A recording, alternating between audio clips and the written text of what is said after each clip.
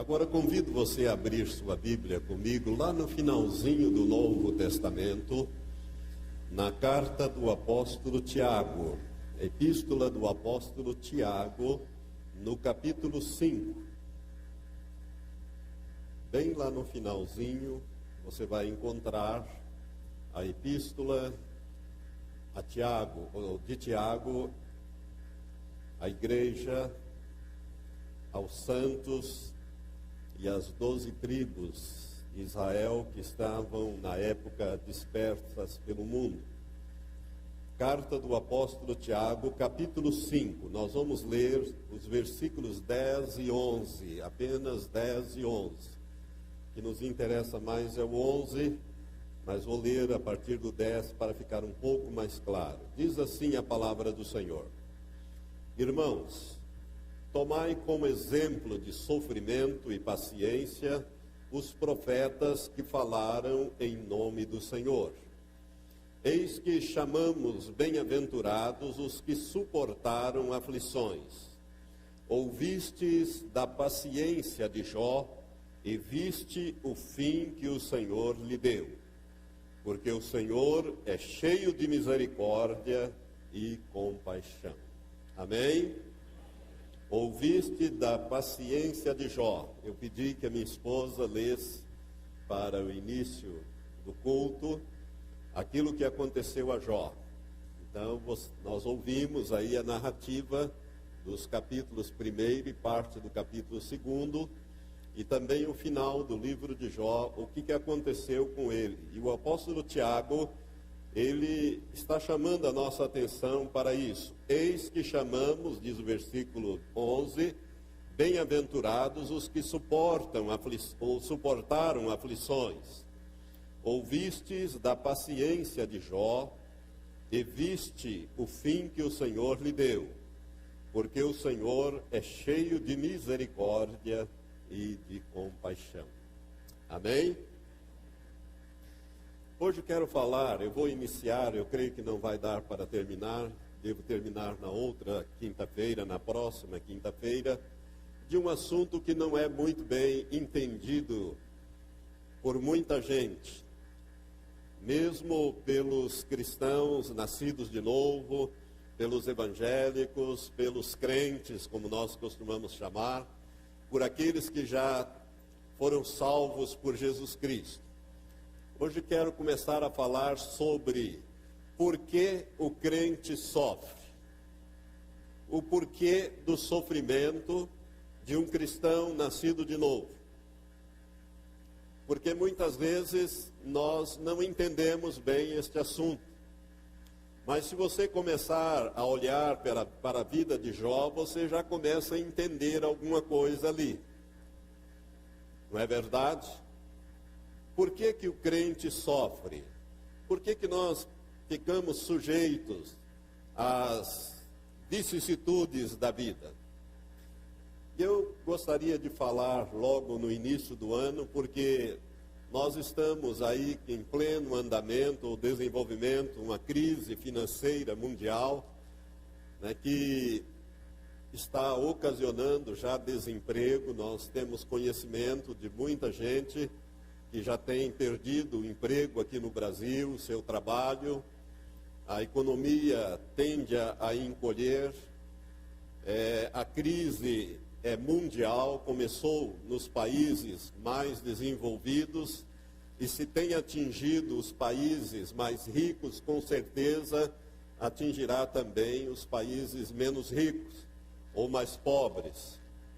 Nós também temos ouvido muito falar das mudanças climáticas. O clima realmente tem estado totalmente descontrolado, com chuvas torrenciais, desastres, mortes. Santa Catarina está aí, Rio de Janeiro, Minas Gerais, Espírito Santo, enfim, os estados brasileiros, e não é só no Brasil, é no mundo inteiro, desastres provocados por mudanças climáticas violentas, e o medo e a incerteza têm atingido as pessoas. Nós já começamos a ver até mesmo gente se matando. Se você tem prestado atenção às notícias de jornal, muitas pessoas ricas, milionários, que perderam milhões nessa crise, que foram trapaceados, principalmente quem investiu muito em bolsa de valores na Europa, tem praticado suicídio. Então, todas essas coisas, elas trazem uma insegurança, uma incerteza, e às vezes nós ficamos pensando, e nós, que temos as primícias do Espírito, que somos selados pelo Espírito Santo, será que nós estamos imunes a esse sofrimento? A resposta é não. A resposta é não. Por que o crente sofre? Primeiro, irmãos, o crente sofre porque nós não somos deste mundo, isto é, nós não somos guiados por esse sistema dominado e dirigido por Satanás e que vive no pecado e que incentiva o pecado e que mentir, trapacear, enganar, adulterar, furtar, roubar é o normal. É a lei do Gerson, a lei de você levar sempre vantagem, a lei em que você deverá sempre ser o beneficiado. Nós não somos deste mundo, nós não somos governados por esse sistema maligno. E por isso nós sofremos, porque nós estamos no mundo. Deus não nos tira do mundo quando nascemos de novo, senão todos nós morreríamos no momento em que nascesse de novo, nós partiríamos para a eternidade. Jesus disse que não é assim. Muito raramente, excepcionalmente, ocorre uma coisa dessa natureza. Nós sofremos, o crente sofre, porque nós não somos deste mundo, não vivemos segundo as leis, os padrões, as regras, os princípios éticos deste mundo. Nós somos um povo diferente, um povo tirado para fora, um povo que vive de uma maneira diferente. A nossa palavra é sim, sim, não, não, porque sabemos que o que passa disso é de procedência do maligno. E muitas vezes nós sofremos as consequências de sermos fiéis à nossa fé, de falarmos a verdade, de sermos sinceros. Então, o crente, às vezes, ele passa por situações de sofrimento, de vicissitudes, né? E às vezes até somos taxados de tolos, de bobos, e muitas vezes os nossos familiares não nascidos de novo nos criticam. Por quê? Porque nós não queremos viver e não vivemos segundo os padrões do mundo, porque nós não somos deste mundo, nós somos de um outro reino, nós pertencemos ao reino dos céus, nós estamos na família de Deus, e a nossa pátria, como diz as Escrituras, não é aqui, a nossa pátria está nos céus. Nós somos aqui peregrinos, estamos aqui peregrinando, estamos de passagem por aqui, e por isso nós sofremos como crentes nascidos de novo, porque esse sistema é dominado, é dirigido por Satanás através das pessoas que matam, roubam e fazem a obra do diabo, e nós vemos isso acontecer muitas e muitas vezes, e os cristãos serem atingidos, porque nós não somos deste mundo. Por que o cristão sofre? A segunda razão pela qual o crente nascido de novo sofre é porque Jesus disse que o servo não é maior do que o seu Senhor. Gostaria que você abrisse em Mateus capítulo 10, quando Jesus faz esta afirmação. Mateus capítulo 10, Jesus diz aos seus seguidores, e nós somos seguidores dele. No versículo 24, Jesus diz assim: não é o discípulo mais do que o seu mestre, nem o servo mais do que o seu senhor. Basta ao discípulo ser como seu mestre e ao servo como seu senhor. Se chamaram Beelzebul ao dono da casa, quanto mais aos seus domésticos. Ou seja, Jesus está falando aqui que nós iremos sofrer ou passar por sofrimento neste mundo, porque nós, como servos do Senhor, nós não somos maior do que Ele. E Jesus sofreu. Jesus foi caluniado pelos líderes religiosos dos seus dias, que diziam que ele expulsava os demônios por força do principal dos demônios, Beelzebul, ou Satanás. Jesus foi vilipendiado, ele sofreu, e ele diz, o servo não é maior do que o seu Senhor. Se nós somos servos dele, saiba que nós também vamos passar por sofrimento. Quando Jesus estava naqueles últimos instantes com seus discípulos, lá no Evangelho de João, no capítulo 16, na noite em que ele foi preso, no último versículo do capítulo 16, o versículo 33, Jesus, depois de celebrar a Páscoa e depois de instituir a ceia do Senhor, ele diz assim: tenho-vos dito estas coisas para que em mim tenhais paz. No mundo tereis tribulações, mas tende bom ânimo, eu venci o mundo. Então o próprio Senhor nos adverte que nós, como crentes salvos, nós vamos ter tribulações. A vida não será um mar de rosa. Nós vamos passar por tribulação, porque o servo não é maior do que o seu Senhor. Se Jesus sofreu, eu também vou sofrer. Você que é servo dele vai sofrer. Você que é discípulo e seguidor dele também vai sofrer. A terceira causa pela qual ou por que razão o crente salvo em Jesus Cristo sofre, é por causa do nome de Jesus. Vamos voltar a Mateus 10. Mateus 10, novamente, Jesus, nesse capítulo 10, ele ensina muitas coisas, e ele diz no versículo 21 e 22, ele faz esta afirmação, Mateus capítulo 10, versículos 21 e 22, Jesus diz assim: um irmão entregará à morte a seu irmão, e um pai a seu filho. E os filhos se levantarão contra os pais e os matarão. E sereis odiados de todos por causa do meu nome. Mas aquele que perseverar até o fim, esse será salvo. E sereis odiado por todos por causa do meu nome. Irmãos, uma das razões pelos quais os cristãos sofrem é por causa do nome de Jesus. Nós aqui no Ocidente, nós não temos muito este problema, mas às vezes nós sofremos perseguição dentro da família. Quando alguém se converte, muitas vezes ele é colocado de lado, ele é hostilizado. Eu não sei se você já passou por essa experiência, mas conheço muita gente que já passou por essa experiência. Mas nos países, principalmente do Oriente, lá nos países muçulmanos, se alguém se converte ao Senhor Jesus Cristo, ele é considerado um apóstata e é morto. Se ele é casado, o seu casamento é desfeito. A sua esposa é tirada dele, os seus filhos é tirado dele. E ele é assassinado como um apóstata, principalmente se ele é um muçulmano. Então, por causa do nome de Jesus, muitos cristãos têm sido perseguidos e mortos nos dias de hoje.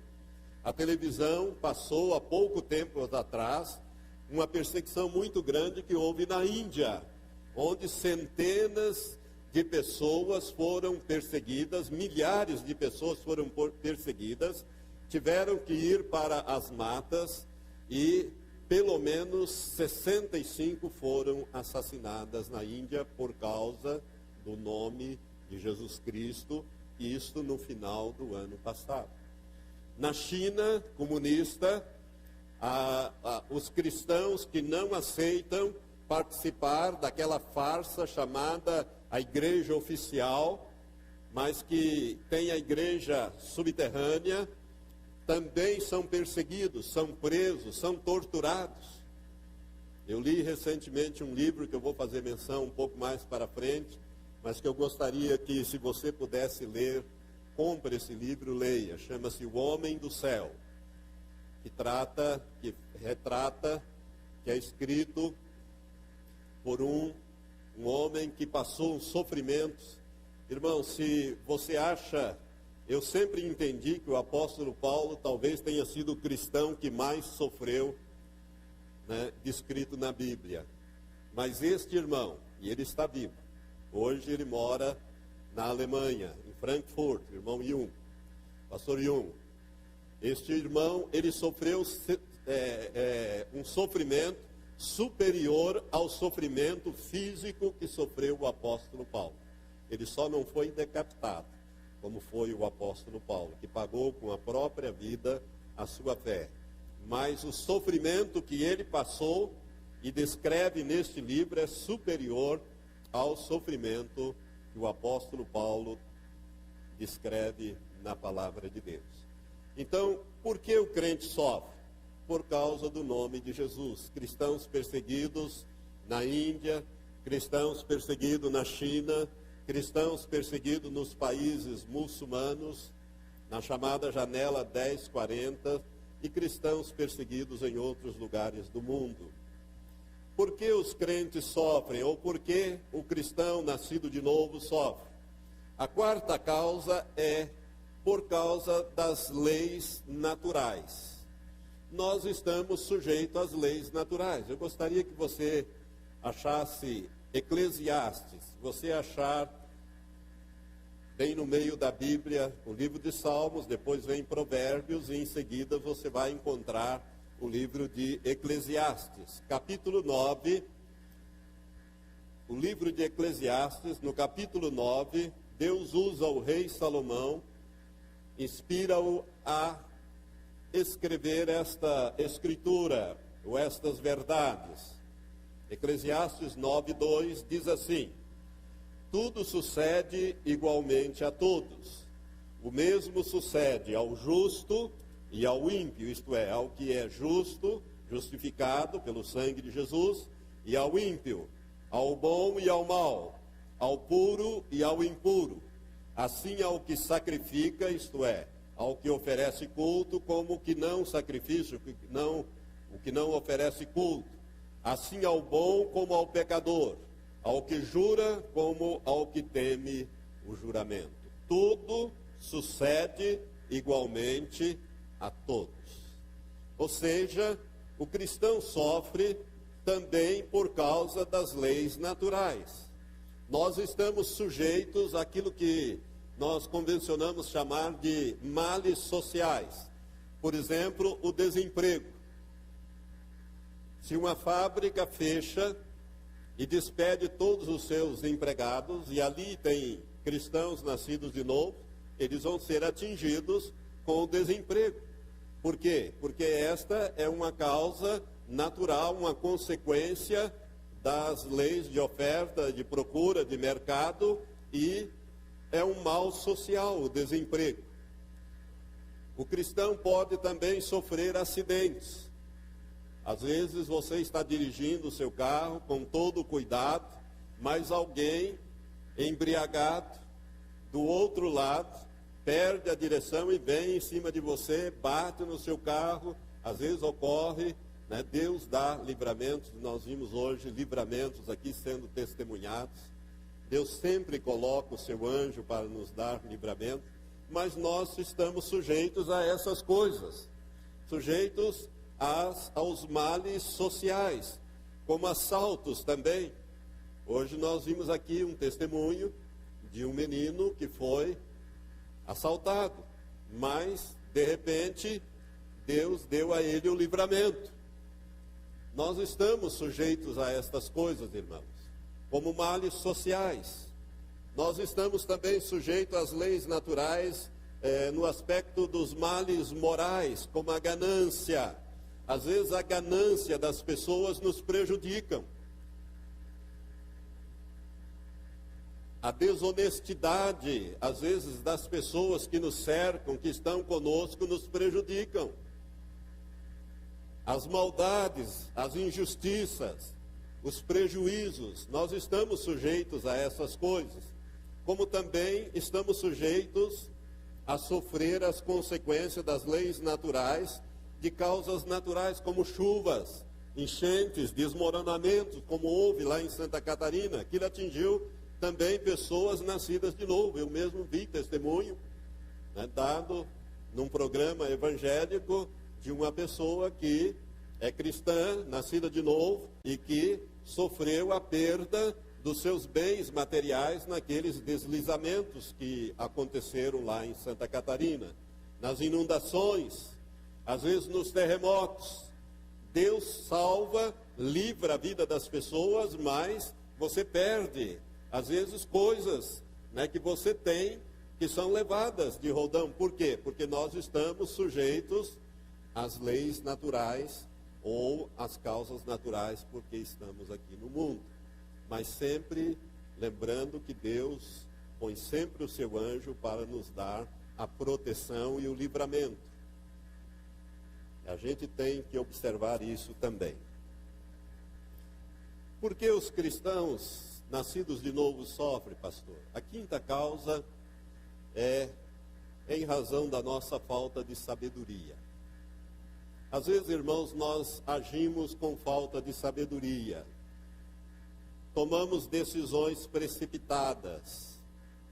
E decisões precipitadas, decisões erradas, decisões que vão nos causar mais tarde grandes aflições.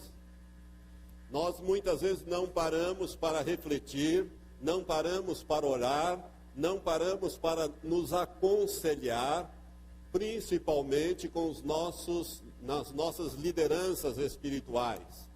Quantas vezes nós recebemos no gabinete para atender pessoas que chegam e contam uma história. Mas, irmão, por que você não veio falar comigo antes? Essas coisas não precisariam estar nesse estágio, nessa situação. Por que você deixou as coisas chegar? Por que você não veio tomar um conselho? Eu diria, não faça isto, não faça sociedade com esta pessoa, porque ele é ímpio, porque ele é isso, porque ele é aquilo. E Satanás vai usar essa situação para te afligir. Então, por causa da nossa falta de sabedoria, nós tomamos decisões erradas, decisões precipitadas, e o resultado disso é que nós sofremos. A Bíblia fala em vários textos, eu vou citar apenas um, porque o nosso tempo já está quase esgotando, eu estou só no começo. Provérbios 26, Provérbios capítulo 26, versículo 17, tem até um caso bem engraçado aqui, e diz assim: o que passando se mete em questão alheia, é como aquele que toma um cão pelas orelhas. Ou seja, você já viu que muitas pessoas foram machucadas, feridas e até mortas, porque se meteram em briga que não deveria se meter. Há até um ditado popular que diz que em briga de marido e mulher não se mete a colher. E quando você mete a colher ali, você acaba depois se dando mal. Porque o marido e a mulher se acertam e você fica como um inimigo, ou fica como uma pessoa que foi se meter onde não foi chamado. E o autor, Salomão, do livro de Provérbios, ele diz: o que passando se mete em questão alheia é como aquele que toma um cão pelas orelhas, ou pelas orelhas. Você já tentou pegar um cão brabo pelas orelhas? Tenta para você ver o que vai acontecer. Muito provavelmente você não vai conseguir. Tenta pegar um pitbull pelas orelhas. Ou qualquer mesmo um vira-lata pelas orelhas. Você não vai conseguir. Porque ele é muito rápido e vai te morder. Quem vai sair machucado é você.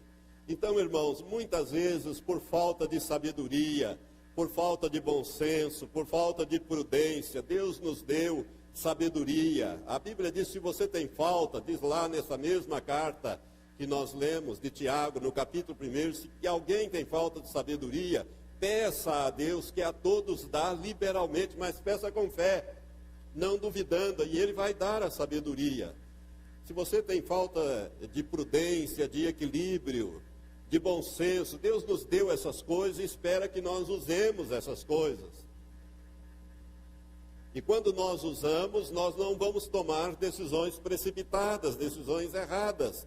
E muitas vezes sofremos, fazemos a nossa família sofrer por causa de decisões precipitadas. E a sexta coisa,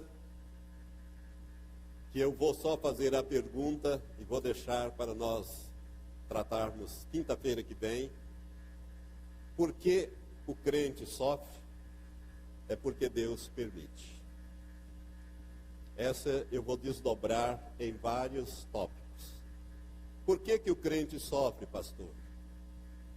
Muitas vezes porque Deus permite. Você viu na história de Jó, que Jó passou por toda aquela aflição porque Deus permitiu. Ô pastor, então Deus permite que a gente passe por aflições e por sofrimento? Sim, meu irmão. Sim, minha irmã. Primeiro, nós não estamos imunes por essas razões que eu coloquei até aqui, mas às vezes Deus permite. Deus permite o sofrimento. Agora, a pergunta, e por que Deus permite, nós vamos responder na próxima quinta-feira. Eu gostaria que você estivesse aqui para você aprender algumas coisas muito importantes, através do exemplo, através do ensino da palavra de Deus. Deus permite, sim, que nós passemos por provações. Eu só quero ler para você Mateus, vamos voltar em Mateus 10, eu disse que o capítulo 10 de Mateus é muito rico. Jesus ensina ali acerca da sua missão, ele está falando aos seus discípulos. Mas no versículo 29 e 30, Jesus faz uma afirmação muito importante, que vem corroborar esta afirmação que eu estou falando agora, de que Deus permite que nós passemos por provações. Versículo 29 e 30, Jesus diz assim: não se vendem 2 passarinhos por um asse. Asse é uma antiga moeda romana, que era de cobre ou de bronze, e que tinha um valor insignificante. Era como se fosse assim, os nossos centavos, né? Os nossos centavos. Não se vendem 2 passarinhos por 1 centavo, vamos dizer assim, e nenhum deles cairá em terra sem a vontade do vosso Pai. E até mesmo os cabelos da vossa cabeça estão todos contados. Não temais, pois mais valeis vós do que muitos passarinhos. Deixa eu já adiantar, então, esta afirmação para você não ficar pensando, e agora, então, Deus permite? Então, se Deus permite, eu vou passar por dificuldade. Irmãos, Deus permite sim, e nós vamos ver por que Ele permite. Há uma razão para isso. Não sei se você percebe na experiência de Jó. A experiência de Jó deixou Jó muito mais próximo do Senhor. Se você quiser ver como isso é verdade, essas palavras saíram da própria boca de Jó. Se você quiser abrir para encerrar, no último capítulo de Jó, é só abrir no Salmo 1, você já tem o último capítulo de Jó, que é o capítulo 42. Então respondeu Jó ao Senhor: bem sei eu que tudo podes, e que nenhum dos teus propósitos pode ser impedido. Quem é esse que sem conhecimento obscurece o conselho? Por isso falei do que não entendia, coisas que para mim eram demasiado maravilhosas e que eu não conhecia. Ouve, pois, e eu falarei. Eu te perguntarei e tu me responderás. Agora veja o que Jó diz. Com os meus ouvidos eu ouvira falar de ti. Ou seja, Jó tinha informação de Deus. Mas agora te veem os meus olhos, pelo que me abomino e me arrependo no pó e na cinza. Agora Jó tinha revelação. Antes ele tinha informação sobre Deus. E por isso Jó agiu desta maneira. Agora, depois de toda aquela experiência, de toda aquela provação, Deus vira o cativeiro de Jó, vira a situação de Jó, acrescenta em dobro tudo que Jó tinha, né? Eu acho que a única referência que a Bíblia não faz aqui é a mulher de Jó, né? Porque ela foi usada lá como um instrumento na mão de Satanás para dizer: amaldiçoa o teu Deus e morre. É a única que não é mencionada aqui, mas Jó recupera em dobro tudo que tinha e vai viver ainda 140 anos e vai ver a sua descendência até a 4ª geração. Irmãos, isto é benefícios, é privilégio de um homem que é provado por Deus, que passa pelas provações. Por isso, não tenha medo de quando Deus permitir a provação na sua vida. Lembre-se do que Jesus disse: não se vendem 2 passarinhos por 1 centavo, e nenhum deles cairá na terra sem a vontade de vosso Pai.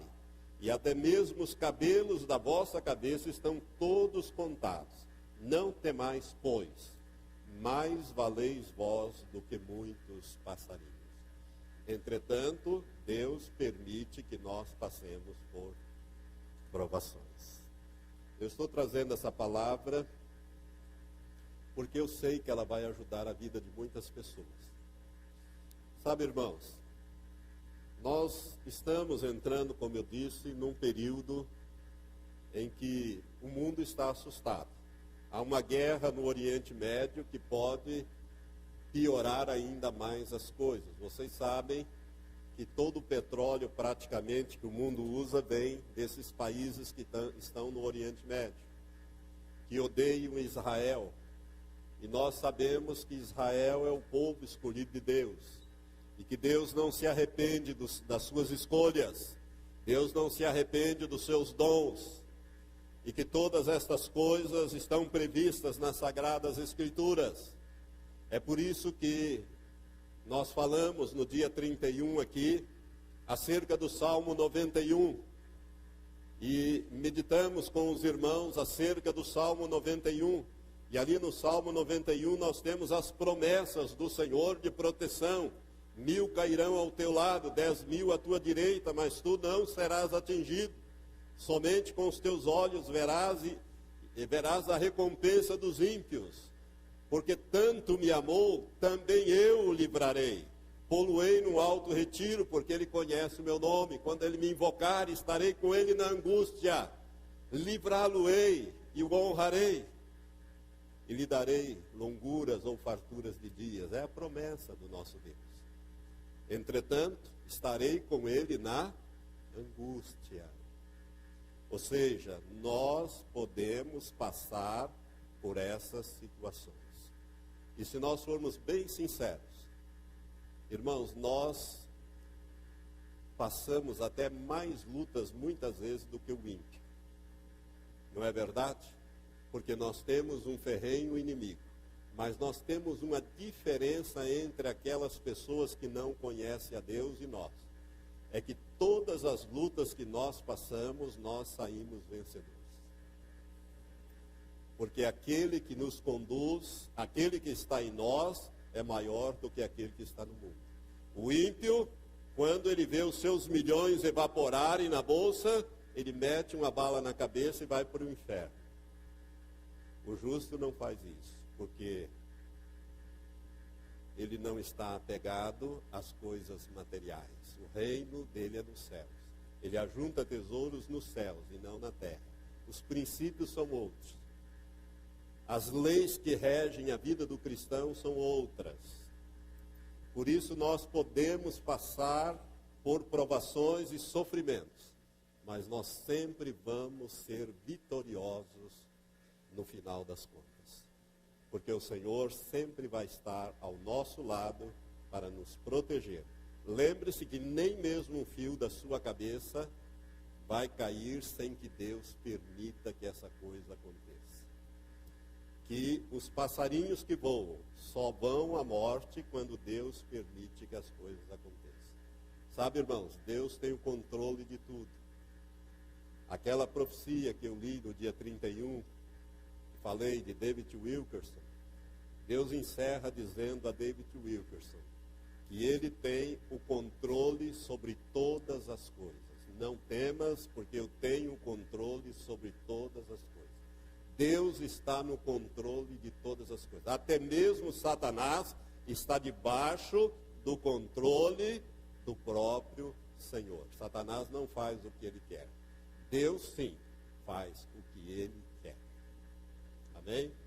Então, por que o crente sofre? Por essas razões, porque nós não somos deste mundo, porque o servo não é maior do que o seu Senhor, por causa do nome de Jesus, por causa das leis naturais que nós estamos sujeitos, porque moramos nesse mundo, estamos sujeitos, né? Por falta de sabedoria, muitas vezes tomamos decisões erradas, e também porque Deus permite. E este último tópico nós vamos desdobrá-los em vários na próxima ministração, se o Senhor assim nos permitir. Vamos ficar em pé?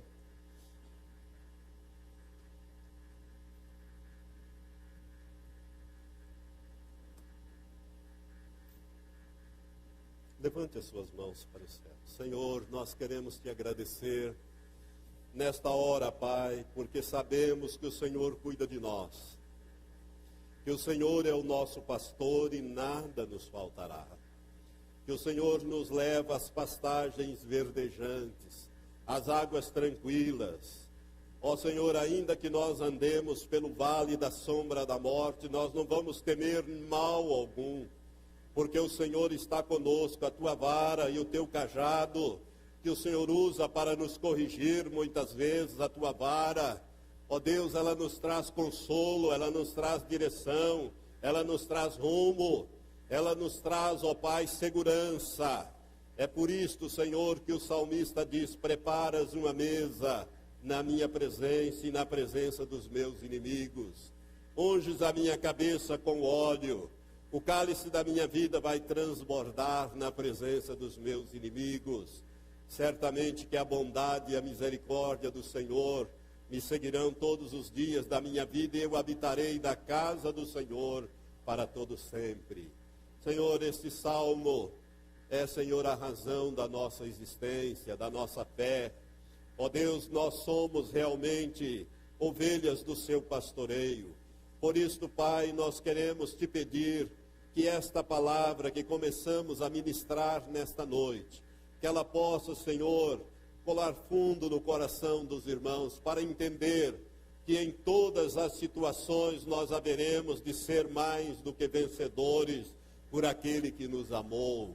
Ó Deus, porque o Senhor haverá de fazer com que todas as coisas concorram para o bem daqueles que te amam e nós te amamos, daqueles que foram chamados segundo o teu decreto e nós fomos chamados.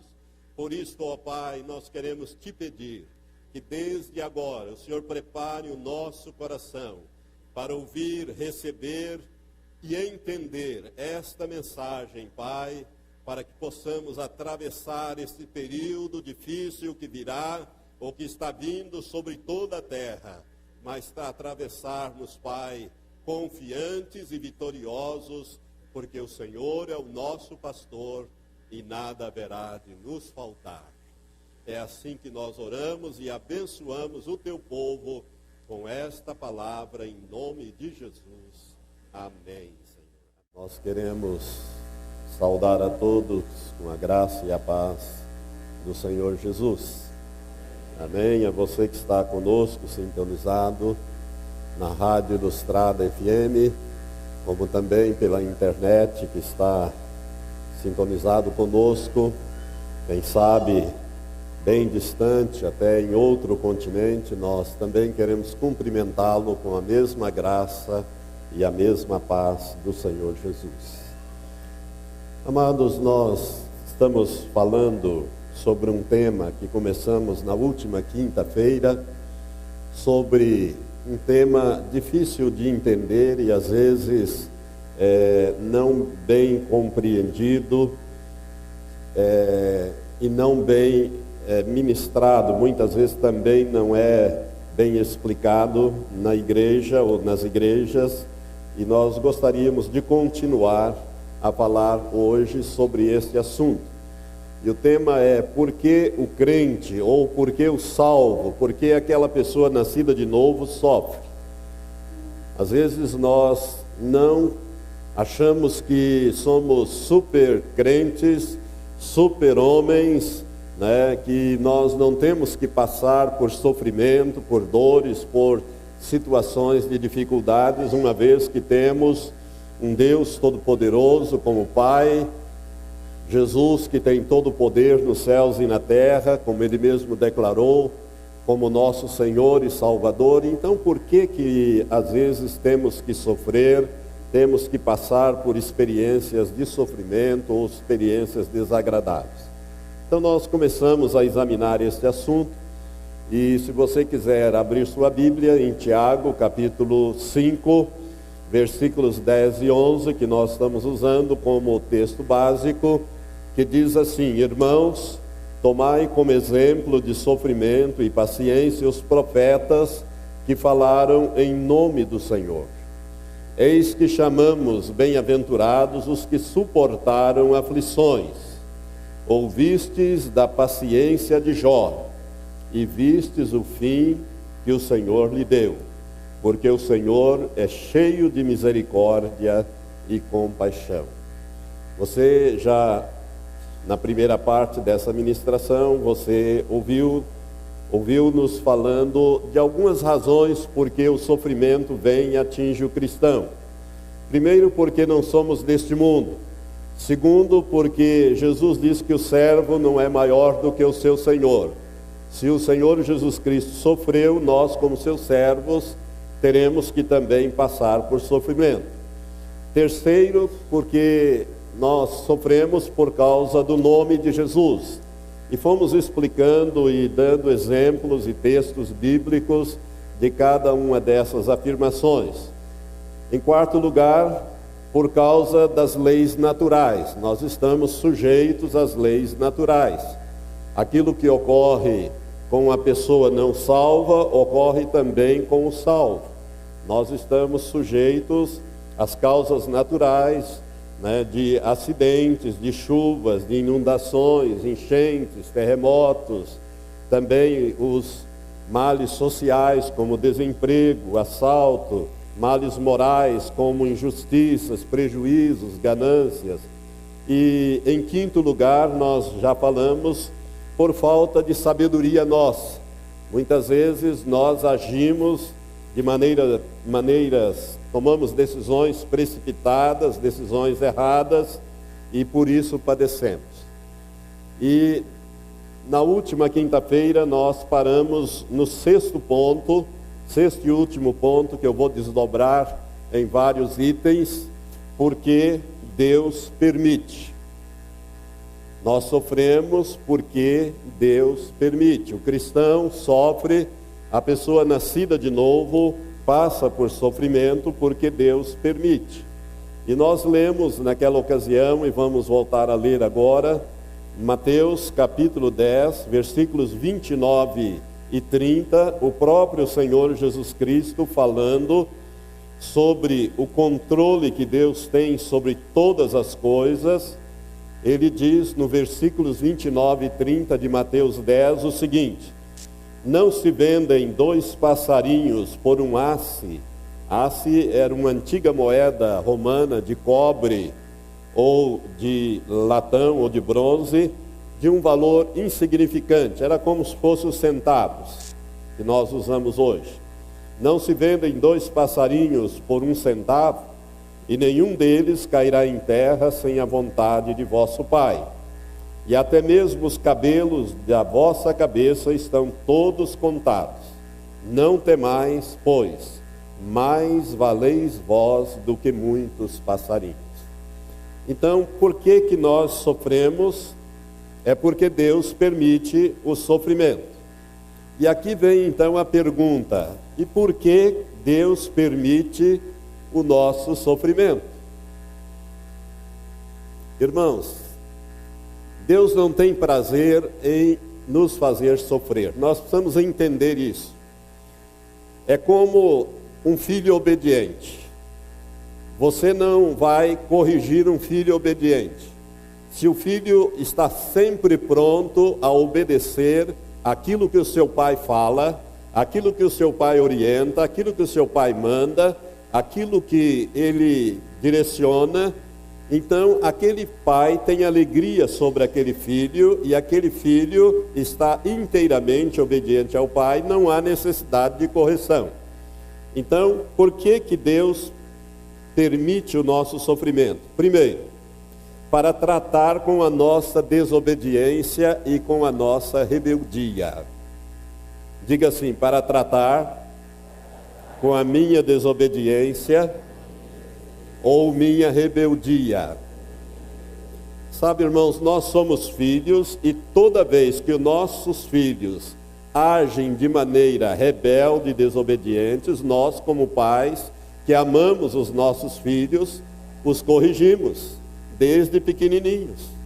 Eu vejo com a minha neta, vi isso com as minhas 3 filhas, tive que corrigir.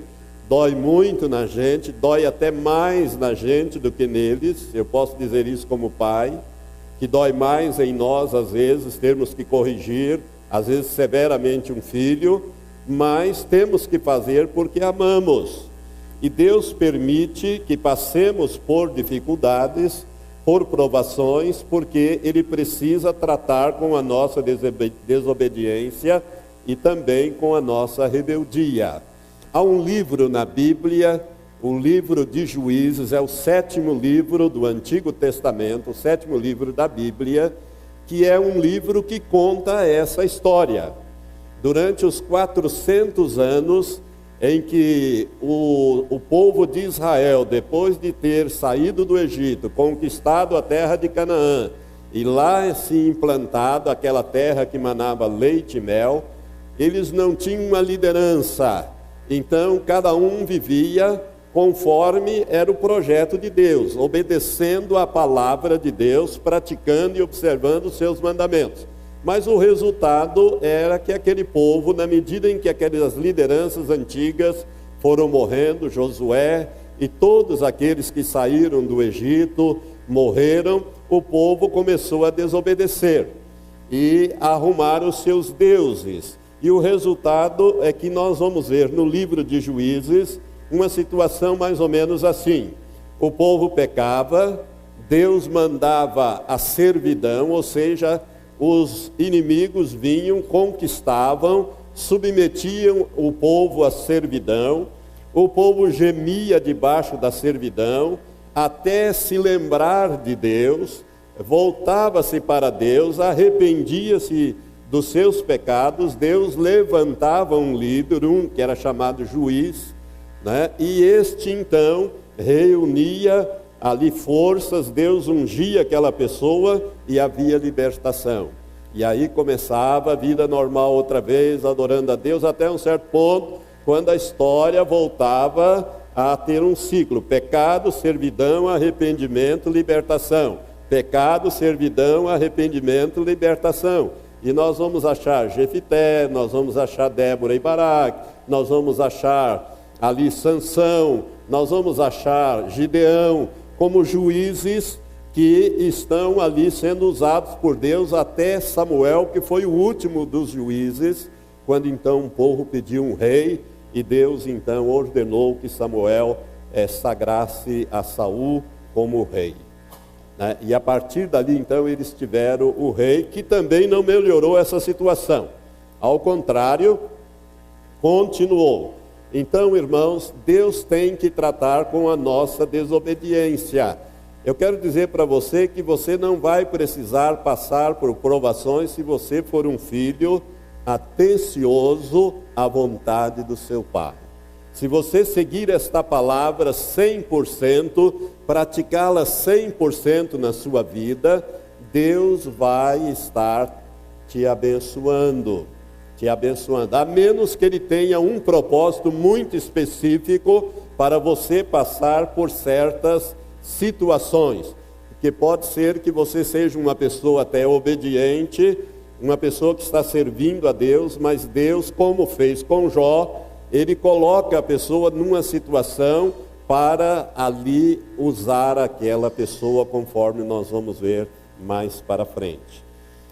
Há um rei na história do povo de Judá, o rei que mais governou, que foi o rei Manassés. Essa história está no segundo livro de Crônicas, nós não vamos ler, no capítulo 33, do versículo 10 até o versículo 13, você vai ver que este rei, que governou durante 55 anos, ele só fez o que Deus detestava. Ele fez tudo o que Deus disse para não fazer. E o resultado é que o Senhor mandou os profetas, e ele não ouviu, o povo não ouviu, caiu em pecado. O resultado disso que Deus levantou Babilônia para conquistar Judá, levou Manassés preso, sobre grilhões, matou todos os seus filhos, enfim, foi uma desgraça na vida dele. Ele foi lançado no calabouço, lá na Babilônia, e sofreu grandemente. Lá no calabouço ele se arrependeu de todo o coração, orou ao Senhor. Deus ouviu a oração de Manassés, restaurou a sua vida, restaurou o seu trono, trouxe de volta e o colocou sobre o reino de Judá novamente. É uma história extraordinária da vida de uma pessoa que, quando então a correção, quando a correção surte o efeito, e ao arrependimento, à confissão, ao abandono, Deus faz a restauração. Então, por que os crentes ou os nascidos de novo, ou o cristão nascido de novo, sofre? Por que Deus permite o sofrimento? Então, irmãos, primeiro para Deus tratar com a nossa rebeldia e com a nossa desobediência. Se você não é rebelde e desobediente, provavelmente você não vai ter muito sofrimento aqui na terra. Mas se você for e for filho do Senhor, Ele vai ter que tratar com a sua desobediência e a sua rebeldia, para que você não seja condenado com o mundo. A segunda razão que eu gostaria de dizer por que Deus permite que o cristão sofra, é que o sofrimento, ele produz em nós um quebrantamento. Ele produz em nós não somente um quebrantamento, acabando com o nosso orgulho, com a nossa soberba, com a nossa empáfia. É uma verdade isso. Eu já passei por sofrimentos, e a gente, quando está no hospital, você que já passou por uma cirurgia, já passou dias no hospital, você vê então ali, quando você está na mão dos médicos, das enfermeiras, dos enfermeiros, você vê que você não é nada, não é ninguém. Eles chegam, pegam você, vira de um lado, vira do outro, te limpam. Quer dizer, eles tratam você como se você fosse um bebê, uma criança. É ali que o seu orgulho quebra, é ali que toda a sua empáfia cai, porque você está na dependência e depende daquelas pessoas. Depois que eu passei por uma cirurgia, fiquei 40 dias no hospital, e Deus tinha um propósito com isso, eu pude ver como são importantes os que trabalham na área médica. Pelo menos para mim, eu aprendi isso de uma maneira extraordinária. Como é importante um fisioterapeuta, quando ele tratou da minha recuperação, quando eu tive então que passar por toda essa experiência.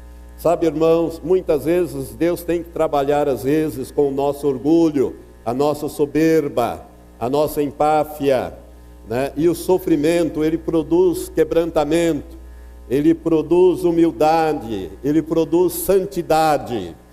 Então, muitas vezes nós temos que passar por sofrimentos para sermos quebrantados, para sermos trabalhados pelo Senhor. Então, Deus permite muitas vezes que nós passemos por sofrimento por essas razões. Uma outra razão porque Deus permite que o cristão nascido de novo sofra é para o crente crescer espiritualmente. Para que você possa crescer espiritualmente, às vezes é necessário você passar por sofrimentos. Abra sua Bíblia, por favor, em Romanos capítulo 5. O apóstolo Paulo, escrevendo à igreja em Roma, no capítulo 5, nos primeiros versículos, versículo 3 em diante, ele diz assim: e não somente isto, mas também gloriamo-nos nas tribulações, sabendo que a tribulação produz a perseverança. O que é que produz a tribulação mesmo? Perseverança. E a perseverança produz a experiência. E a experiência produz a esperança.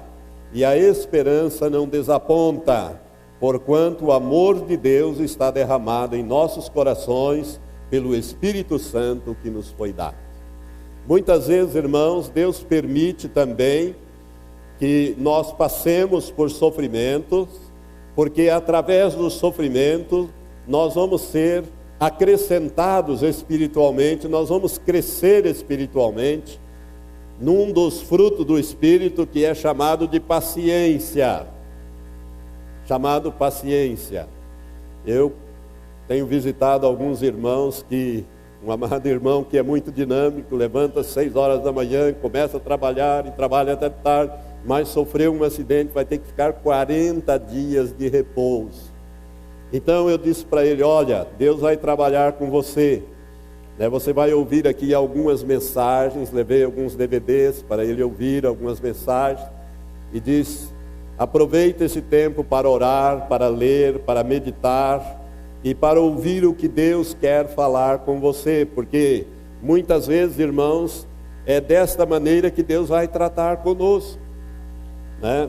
O apóstolo diz aqui que ele se gloriava nas tribulações, sabendo que a tribulação produzia perseverança.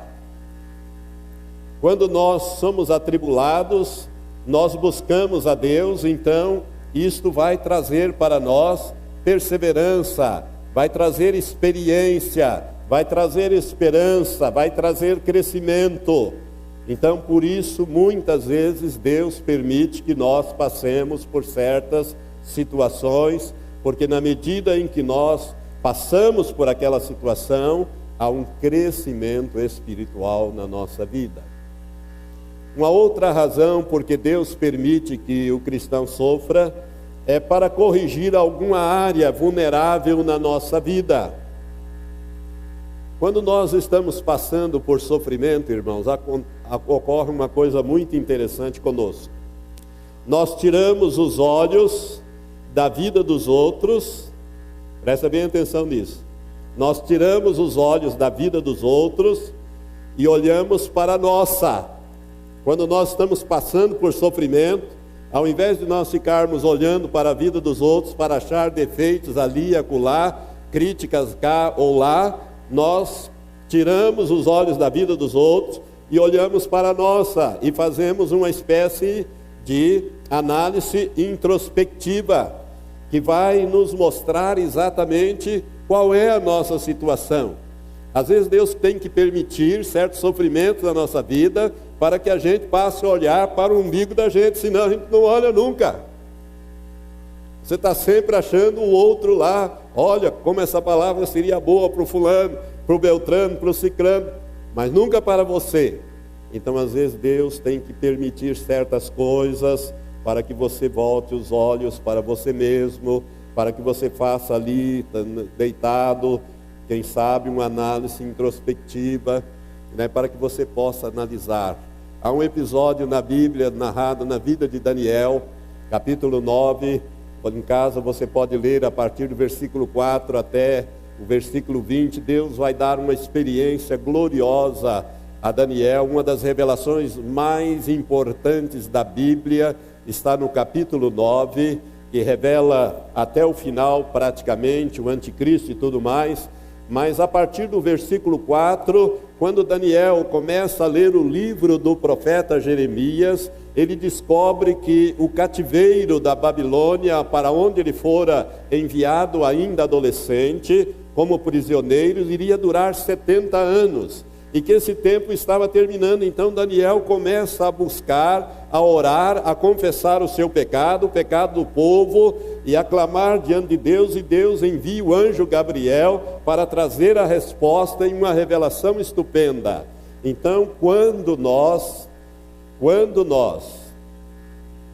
somos afligidos, quando nós estamos em dificuldade, muitas vezes Deus nos leva a ver o nosso pecado, como Daniel viu o seu pecado e o pecado do seu povo, e pôde interceder, reconhecendo que Deus estava 100% certo e o povo estava 100% errado, e por esta razão é que eles estavam sofrendo naquele cativeiro que já estava durando 70 anos. Uma outra razão que a Bíblia mostra porque é que Deus permite o sofrimento do salvo é para a revelação dos seus mistérios e também da glória de Deus.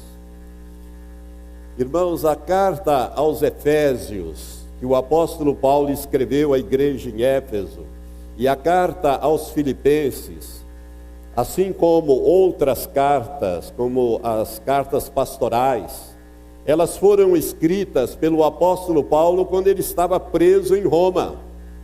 Ele estava sob prisão.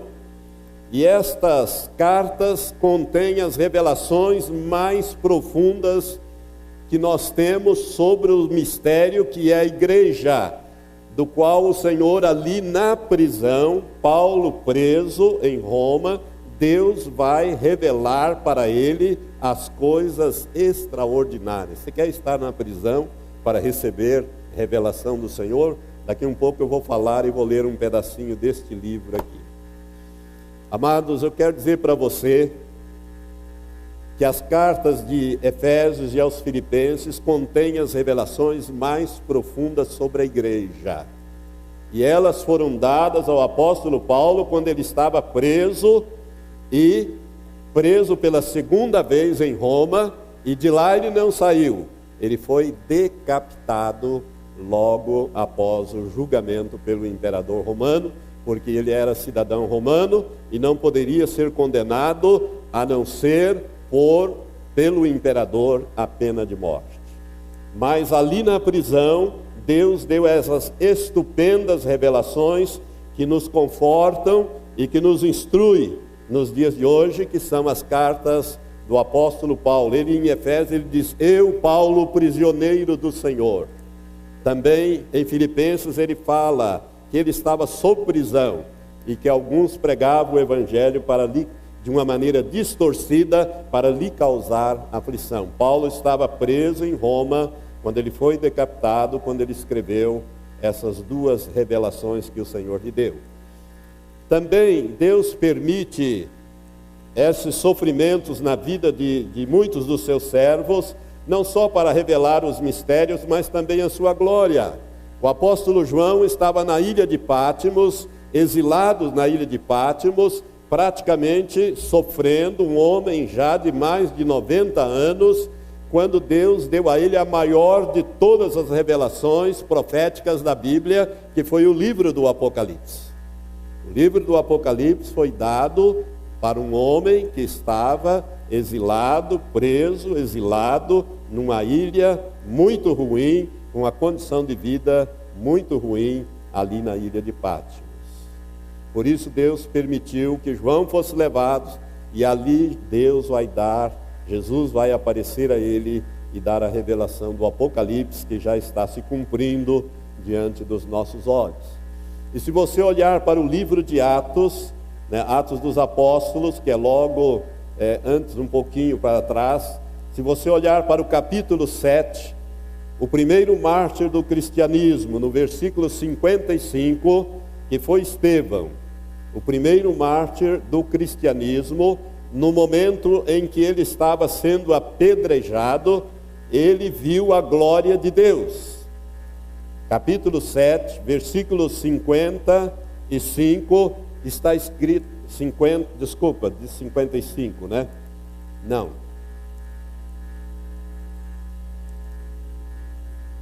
É Atos, é que eu abri aqui em João, desculpa, eu que estou no livro errado. Atos, capítulo 7, versículo 55. O Estevão, que foi o primeiro mártir do cristianismo, ele teve esta visão no momento em que ele estava sendo apedrejado. Mas ele, cheio do Espírito Santo, fitando os olhos no céu, viu a glória de Deus e Jesus em pé à direita de Deus. E disse: eis que vejo os céus abertos e o Filho do Homem em pé à direita de Deus. Nesse momento de extrema dificuldade na vida deste homem, que foi o primeiro mártir do cristianismo, ele viu Deus e Jesus em pé e viu a glória de Deus, que os céus se abriram sobre ele. E ele teve essa visão e ele morreu ali, mas viu antes a glória de Deus e o lugar para onde ele estava sendo levado. Então, muitas vezes Deus permite que o cristão sofra, para que através desse sofrimento ele manifestar os seus mistérios e também a manifestação da sua glória. Uma outra razão porque o crente pode sofrer é para que ele possa ter uma maior autoridade espiritual. O apóstolo Paulo, em 2 Coríntios, capítulo 12, versículos de 1 a 10, que nós não vamos ler por falta de tempo, mas você pode ler depois, 2 Coríntios, capítulo 12, versículos de 1 a 10, ele fala sobre uma experiência que ele teve, um arrebatamento que ele teve, que ele foi até o terceiro céu. E quando ele estava lá, ele ouviu coisas extraordinárias que sequer lhe era dado referir. E por causa dessas extraordinárias revelações, para que ele não se ensoberbecesse, lhe foi colocado um espinho na carne, um mensageiro do diabo, para o esbofetear 3 vezes ao dia. E ele orou ao Senhor e pediu: Senhor, tira de mim este espinho na carne, esse mensageiro do diabo. Mas Jesus disse: não. A minha graça te basta, porque o meu poder se aperfeiçoa na tua fraqueza. Sabe, irmãos, às vezes, Deus permite para que nós tenhamos uma autoridade espiritual maior. Já que você está aberto no livro de Atos, olha para o capítulo 19, e você vai ver o que significa a vida de Paulo. Capítulo 19, versículos 11 e 12, está assim essa escritura para nós: e Deus, pelas mãos de Paulo, fazia milagres extraordinários, de sorte que lenços e aventais eram levados do seu corpo aos enfermos, e as doenças os deixavam, e saíam deles os espíritos malignos. Paulo sofreu por causa do evangelho, mas esse sofrimento, na fraqueza, Deus capacitou Paulo com uma autoridade espiritual extraordinária para operar o poder de Deus. Irmãos, eu gostaria de dizer para você que às vezes Deus permite o sofrimento do cristão, e nós vemos isso. Volte aqui no capítulo 4, ou melhor, em Atos capítulo 12. Você vai ver aqui no capítulo 12, em Atos capítulo 12, um milagre que Deus fez libertando Pedro. Mas se você olhar para o começo desse capítulo, você vai ver que naquele mesmo tempo o rei Herodes estendeu a mão sobre alguns da igreja para os maltratar, e matou a espada Tiago, irmão de João. O apóstolo Tiago foi morto a mando de Herodes, que era irmão do apóstolo João. E a Bíblia diz, a partir do versículo, que logo em seguida ele mandou prender Pedro. Versículo 4 diz: e havendo prendido, e vendo que isso agradava, no versículo 3, aos judeus, continuou mandando prender também a Pedro. Eram os dias dos pães ázimos. E havendo-o prendido, lançou na prisão e entregou a 4 grupos de soldados, cada um para o guardarem, tencionando apresentá-lo ao povo depois da Páscoa. Pedro, pois, estava guardado na prisão, mas a igreja orava com insistência a Deus por ele. Ora, quando Herodes estava para apresentá-lo, naquela mesma noite estava Pedro dormindo entre 2 soldados, acorrentados com 2 cadeias, e as sentinelas diante da porta aguardavam a prisão. E eis que sobreveio um anjo do Senhor, e uma luz resplandeceu na prisão. E ele, tocando o lado de Pedro, despertou, dizendo: levanta-te depressa. E caíram-lhe das mãos as cadeias. Disse-lhe ainda o anjo: cinge-te e calça as tuas sandálias. E ele o fez. Disse-lhe mais: cobre-te com a tua capa e segue-me. Pedro, saindo, seguia, mesmo sem compreender que era real o que se fazia por intermédio do anjo, julgando antes que era uma visão. Depois de terem passado a primeira e a segunda sentinela, chegaram à porta de ferro que dá para a cidade, a qual se lhe abriu como que por si mesma. E tendo saído, passaram uma rua, e logo o anjo se apartou dele. Então Pedro, tornando a si, disse: agora sei verdadeiramente que o Senhor enviou o seu anjo e me livrou da mão de Herodes e de toda a expectativa do povo dos judeus. Depois que assim refletir, foi à casa de Maria, mãe de João, que tem por sobrenome Marcos, onde, é outro João, onde muitas pessoas estavam reunidas e oravam. Quando ele bateu ao portão do pátio, uma criada chamada Rode saiu a escutar, e reconhecendo a voz de Pedro, de gozo não abriu o portão, mas correndo para dentro anunciou que Pedro estava lá fora. Eles lhe disseram: estás louca? Ela, porém, assegurava que assim era. Eles então diziam: é o seu anjo. Mas Pedro continuou a bater, e quando abriram, viram-no e pasmaram. É interessante que eles estavam orando, e quando o milagre aconteceu, eles quase que não acreditavam. Mas ele, acenando-lhes com as mãos para que se calasse, contou-lhes como o Senhor o tirara da prisão, e disse: anunciai isto a Tiago e aos irmãos. Tiago já havia morrido. E saindo, partiu para outro lugar. Partiu para outro lugar. E logo que amanheceu, houve grande alvoroço entre os soldados sobre o que teria sido feito a de Pedro. E Herodes, tendo o procurado e não o achando, inquiriu as sentinelas e mandou que fossem justiçadas. E descendo da Judéia para Cesareia, demorou-se ali. Aqui nós temos, irmãos, Pedro estava numa expectativa de morte. Pedro estava preso no fundo do cárcere, quando aconteceu um milagre extraordinário, e ele seria morto, mas Deus não tinha intenção dessas coisas. E eu quero dizer para os irmãos que milagres acontecem ainda hoje.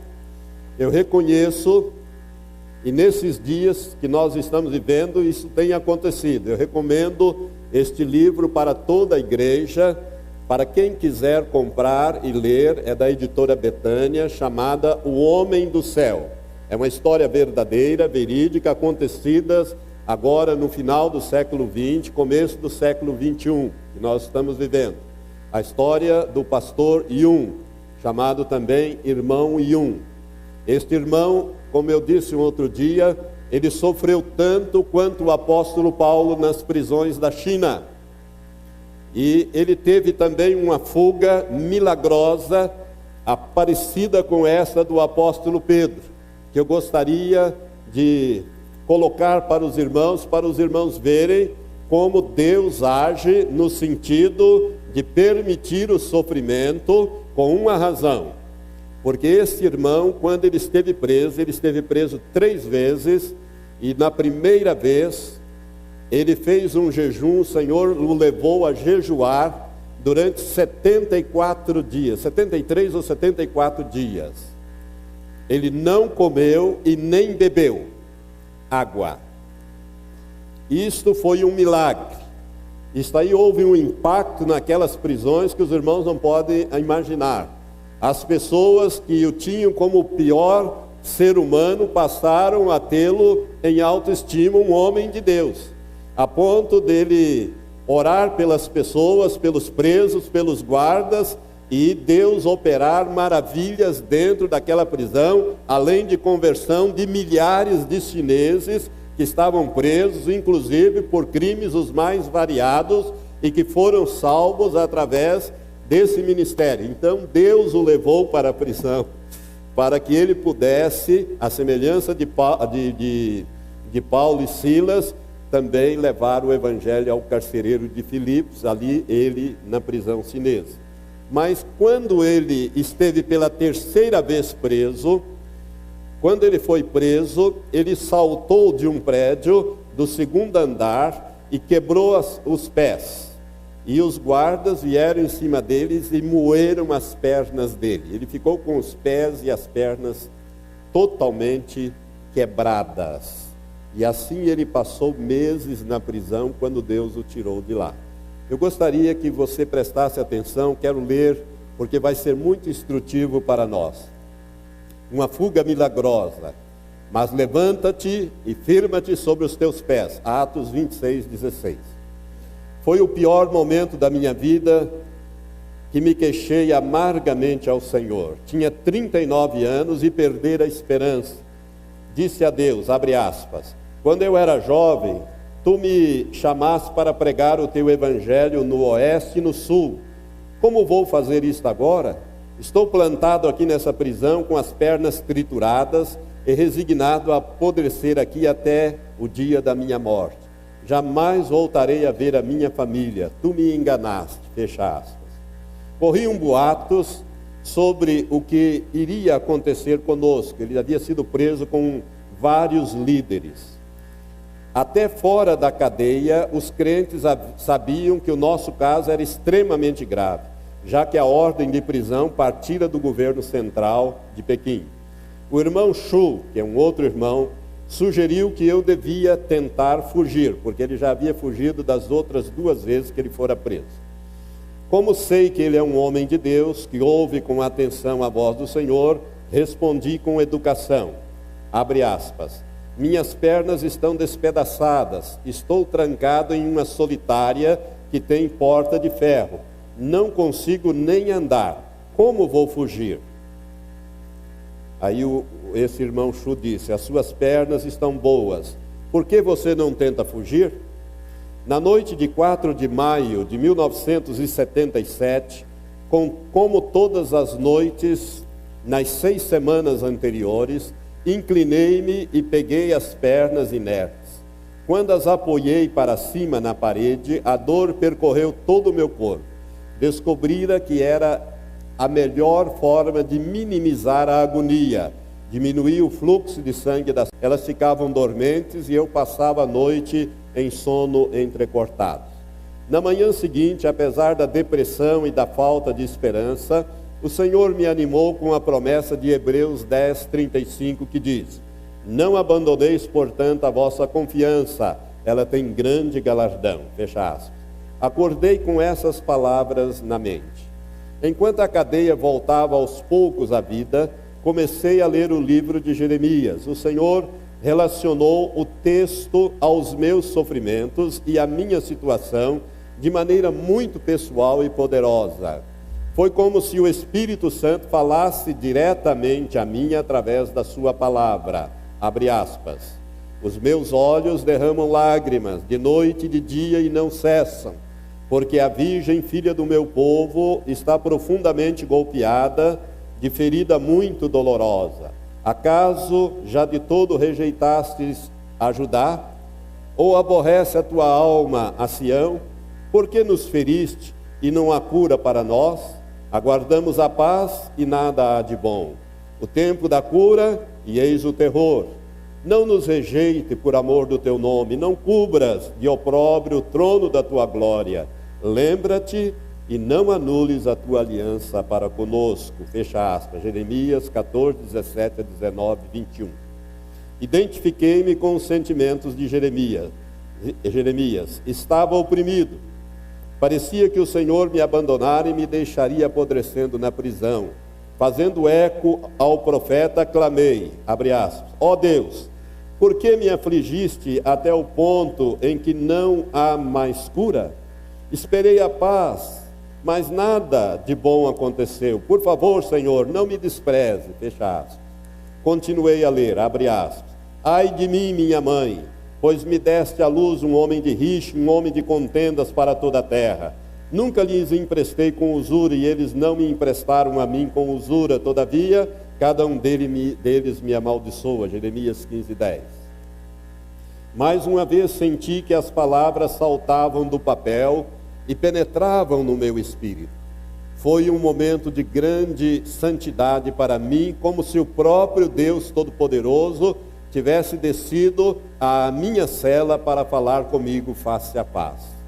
Todo o sofrimento que eu guardara no meu íntimo jorrou diante do Senhor. Comecei a soluçar, abre aspas, Senhor Jesus, sou exatamente como Jeremias. Todos se voltaram contra mim e me amaldiçoam. Não suporto mais. Cheguei ao fim das minhas forças. Fecha aspas. Chorei tanto que os meus olhos ficaram inchados. Meu Senhor me consolou como um pai amoroso que segura o filhinho no colo. Com o versículo seguinte, transmitiu-me confiança. Abre aspas. Disse o Senhor, na verdade, eu te fortalecerei para o bem e farei que o inimigo te dirija súplicas no tempo da calamidade e no tempo da aflição. Fecha aspas. Jeremias 15:11. Do mais íntimo do meu ser clamei ao Senhor através de Jeremias capítulo 15, versículos 16 a 18, que dizem: achadas as tuas palavras, logo as comi.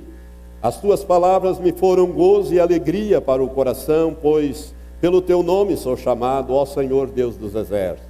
Nunca me assentei na roda dos que se alegram, nem me regozijei, oprimido por tua mão. Eu me assentei solitário, pois já estou de posse das tuas ameaças. Por que dura a minha dor continuamente e a minha ferida me dói e não admite cura? Serias tu para mim como um ilusório ribeiro, como águas que me enganam? Fecha aspas. Perguntei várias vezes qual o motivo de tanta dor. Não aguentava mais, meu coração estava abatido e eu prestes a desistir. Novamente a palavra de Deus veio, trazendo-me uma admoestação severa e uma promessa, abre aspas. Portanto, assim diz o Senhor, se tu te arrependeres, eu te farei voltar e estarás diante de mim. E se apartares o precioso do vil, serás a minha boca. E eles se tornarão a ti, mas tu não passarás para o lado deles. E eu te porei contra este povo como forte muro de bronze. Eles pelejarão contra ti, mas não prevalecerão contra ti, porque eu sou contigo para te salvar, para te livrar deles, diz o Senhor. Arrebatar-te-ei das mãos dos iníquos e livrar-te-ei das garras dos violentos. Jeremias capítulo 15, 19 a 21. Assim que acabei de ler esses versículos, recebi uma visão poderosa, embora estivesse bem acordado. Vi minha esposa assentada ao meu lado. Ela acabara de sair da cadeia e preparava alguns remédios. Com amor, tratou das minhas feridas. Fiquei muito animado e perguntei a ela, você saiu da prisão? Ela, por sua vez, perguntou, por que você não abre a porta de ferro? Antes que eu pudesse responder, ela saiu do quarto e a visão acabou. O Senhor falou comigo, abre aspas, chegou a hora da tua salvação, fecha aspas. Entendi imediatamente que a visão fora do Senhor e que era para eu tentar fugir. Minha cela solitária dividia a parede com a do irmão Chu e alguns outros crentes.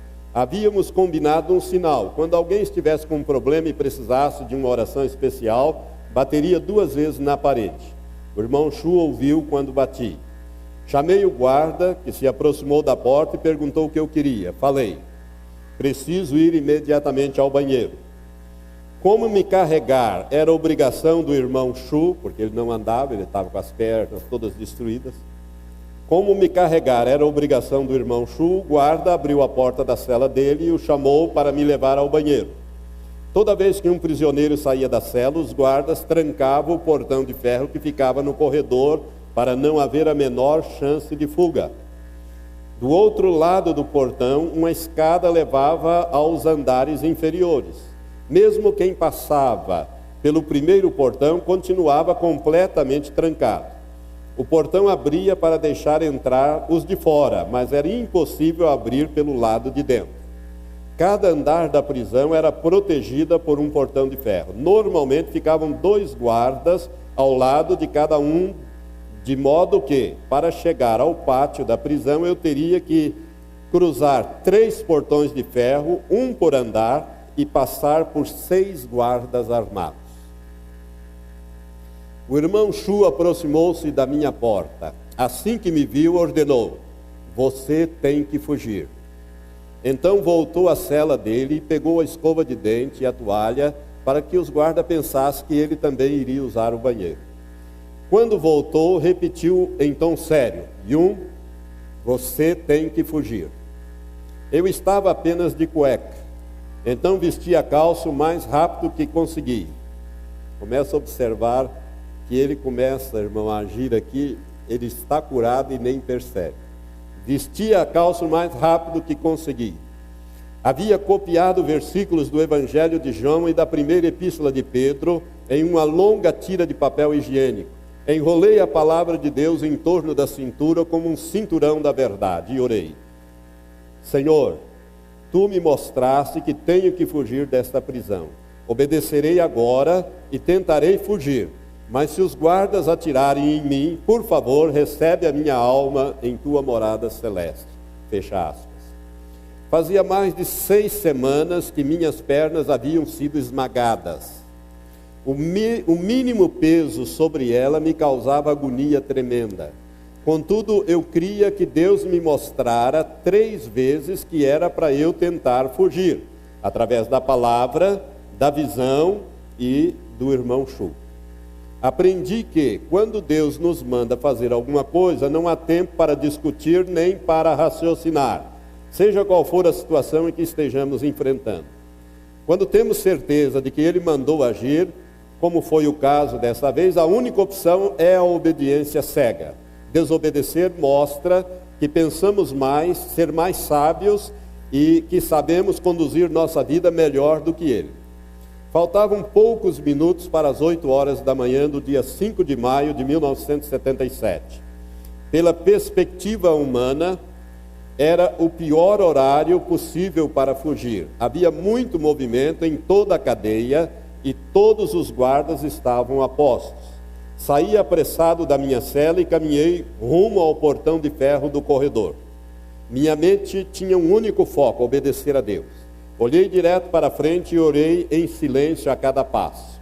O guarda que apertava o botão para abrir e fechar o portão estava no topo da escada no 3º andar.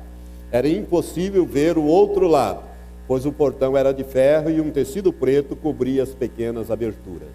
Exatamente no momento em que cheguei ao portão, outro servo do Senhor, o irmão Musheng, voltava para a cela. Então abriram o portão para ele.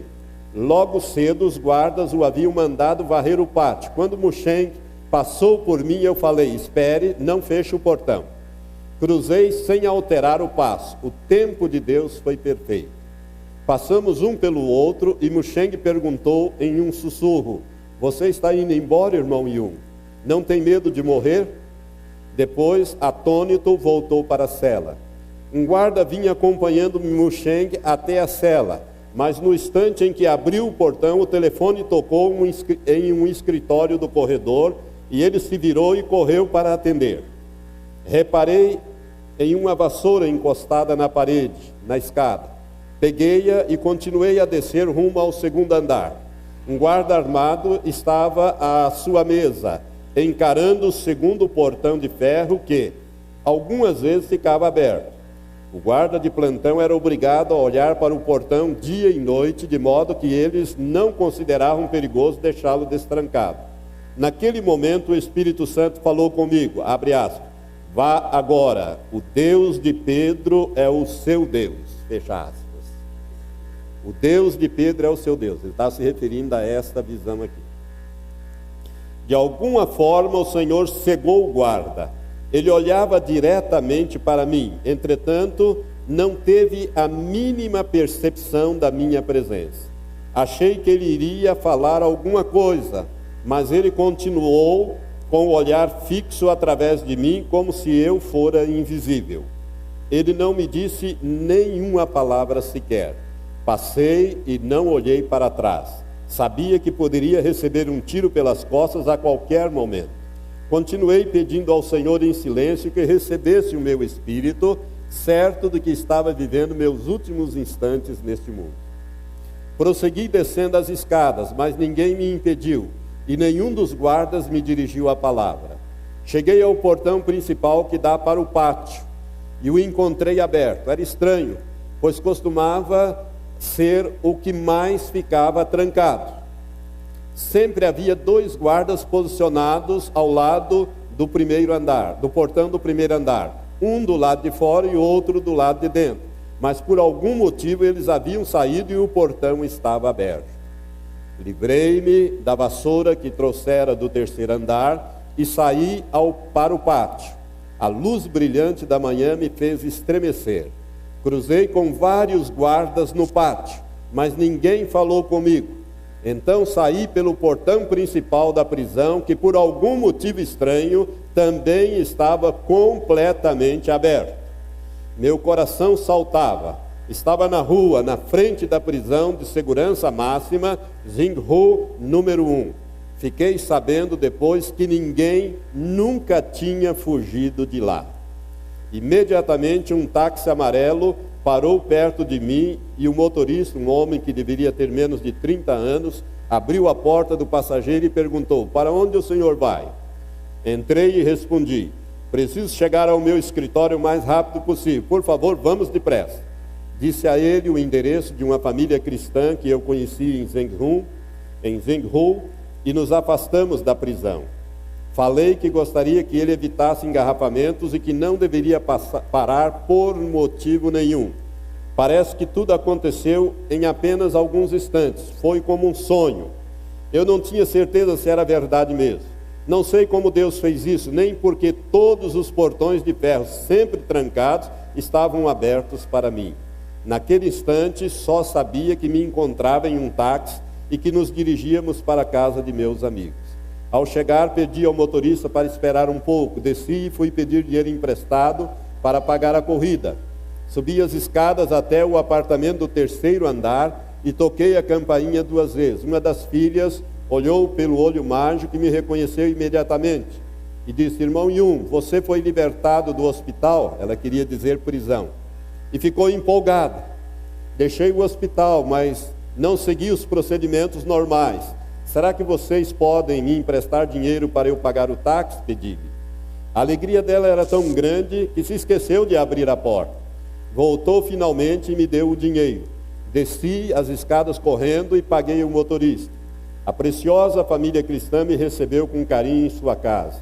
Uma das filhas contou: faz mais de uma semana que toda a igreja está em jejum e oração por você e pelos seus companheiros.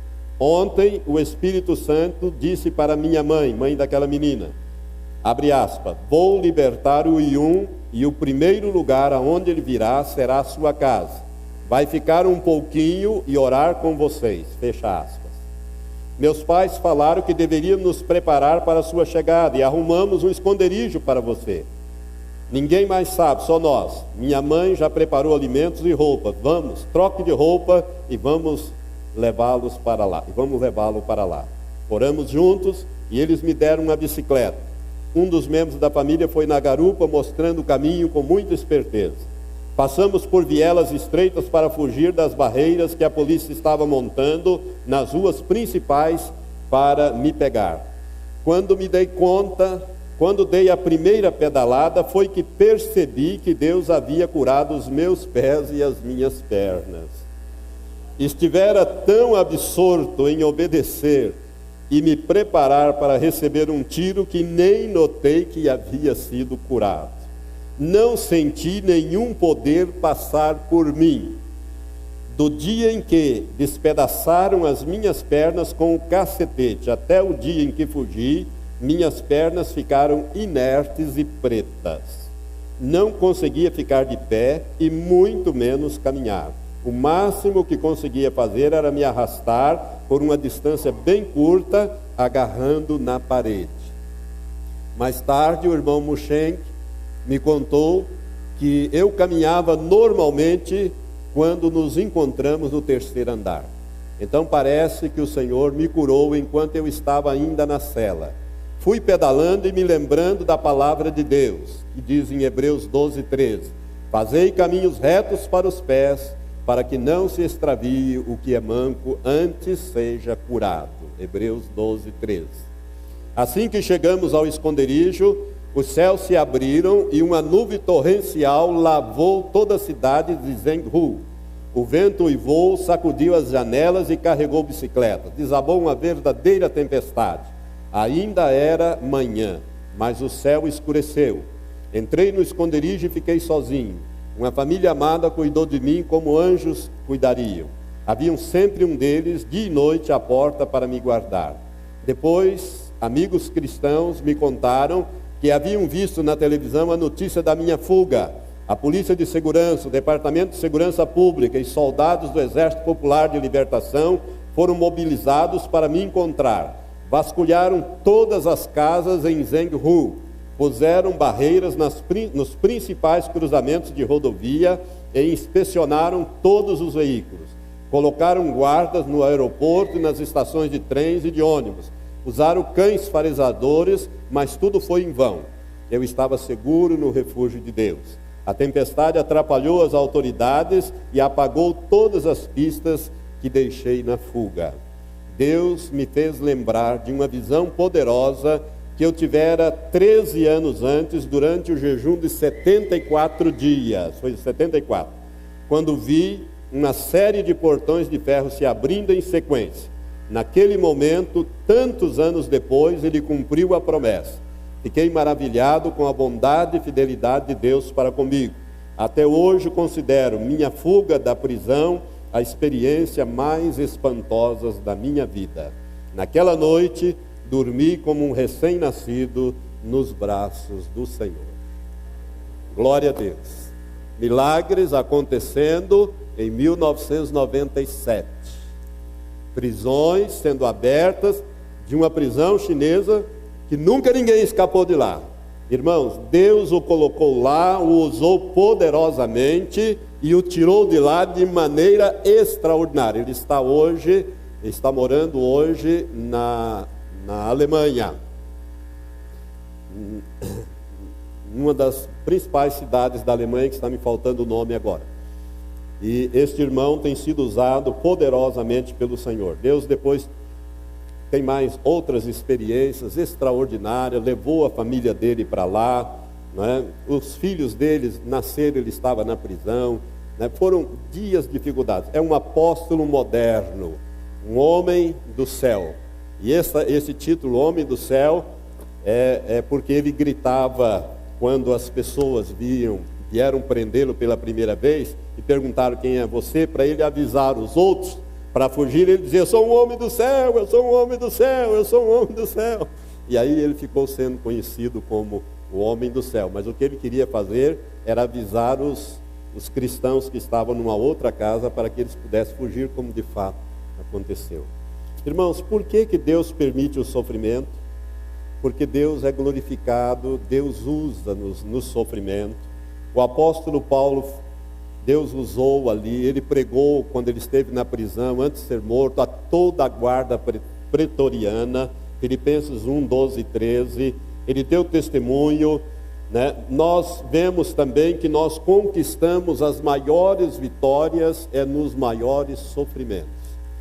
Quando Jesus ressuscitou no caminho de Emaús, em Lucas 24, 26, ele diz àqueles 2 discípulos que convinha que o Cristo padecesse e sofresse todas aquelas coisas para que depois ele fosse recebido em glória. Não é? E Filipenses 2, versículos 5 a 11, diz que Jesus esvaziou-se de si mesmo, assumiu a forma humana, né? E morreu a morte de cruz, e por isso Deus o exaltou soberanamente e o fez Senhor e Cristo, e lhe deu um nome que é sobre todo nome, para que ao nome de Cristo se dobre todos os joelhos dos que estão nos céus, na terra e embaixo da terra. Amados, terminando. Quero lembrá-lo do que a Bíblia diz em 1 Coríntios 10, versículo 13. 1 Coríntios 10, versículo 13 diz assim: Não vos sobreveio nenhuma provação senão humana, mas fiel é Deus, o qual não deixará que sejais provados ou tentados acima do que podeis resistir. Antes, com a provação ou tentação, dará também um meio de saída para que o possais suportar. Amém? Vamos ficar em pé. Quero que você não tenha medo de sofrimento. Seja ele de que ordem for, seja ele físico, seja ele financeiro, seja ele familiar, seja ele de enfermidade, não tenha medo. É uma oportunidade de Deus agir na sua vida. E através da sua vida, fazê-lo crescer, levá-lo mais para perto dele, torná-lo uma pessoa mais preparada para herdar o reino de Deus e ser usado por ele aqui. Se você quiser, compre esse livro, vale a pena ler esse livro. É um livro que você lê, e não quer parar mais de ler. O Homem do Céu, editora Betânia. Vamos orar agora. Pai, eu quero te agradecer, Senhor, por esses testemunhos maravilhosos. Ó Deus, que nós ouvimos hoje, ó Pai, aqui, das pessoas que foram libertas, que foram protegidas, que foram guardadas. Ó Pai, e o estudo da Tua Palavra que nos mostra que nós não devemos temer o sofrimento, porque o Senhor dará o meio de saída. E, Senhor, não só na experiência de Pedro, na experiência de Paulo, na experiência de tantos, ó Pai, mas também na experiência do pastor Yun, ali da Coreia, que hoje está em Frankfurt, ó Pai, com a sua família. Mas, Pai, o Senhor tem operado maravilhas ali na China. Ó Deus, milagres poderosos, convertidos, ó Pai, milhões de pessoas ali através da igreja subterrânea. Ó Pai Santo, é exatamente na perseguição que nós descobrimos o ouro, separamos o ouro, ó Pai, das impurezas.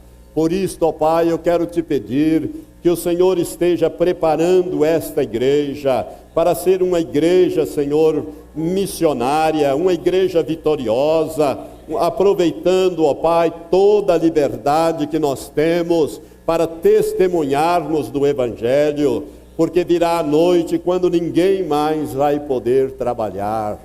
Jesus, o Senhor falou essas coisas, e virá mesmo um tempo de dificuldade, um tempo difícil, um tempo de perseguição, Pai. E eu quero te pedir, fortalece a tua igreja, através da tua palavra, através desses testemunhos bíblicos e extras bíblicos. Ó Deus, que o teu povo saiba que o Senhor é Deus Todo-Poderoso, que quando o Senhor promete, o Senhor cumpre, e o Senhor faz os milagres acontecer. Nós te agradecemos, Pai, porque através do sofrimento nós somos experimentados, adquirimos estatura espiritual e através dessa estatura intimidade com o Senhor. E nós queremos cada vez mais ser íntimos do Senhor para sermos usados com poder pelo Senhor. Por isso oramos e abençoamos o teu povo em nome de Jesus. Amém.